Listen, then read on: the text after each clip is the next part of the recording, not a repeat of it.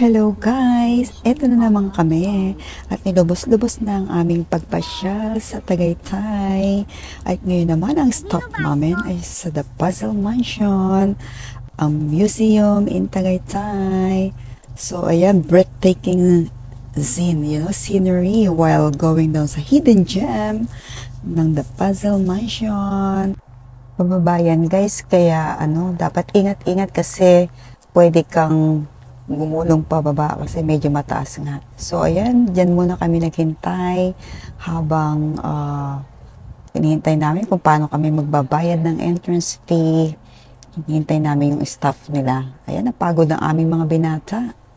At may natanong nga akong garden doon na kanilang mini-maintain at merong wishing well sa corner.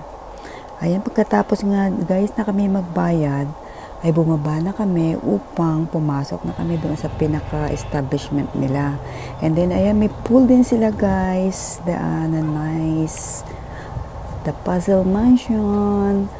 Here we come. Ayan, papasok na kami guys. Meron din silang sanitizer guys bago pumasok. So, ready sila. At ayan na guys, ang mga collection ni Miss Georgina Hill Lacuna. Ang tawag din sa kanya ay Gina. So, dyan makikita ang largest collection of jigsaw puzzle, guys. At alam nyo ba na si Miss Gina ay na-award bilang the Guinness World Record na the largest collection of jigsaw puzzle in November 2012 up to 2017. Ayan guys, ang kanyang mga amazing collection. Talagang pinagtiyagaan niya yan. So, sa bawat bansa na kanyang napupuntahan ay may binibili siyang puzzle.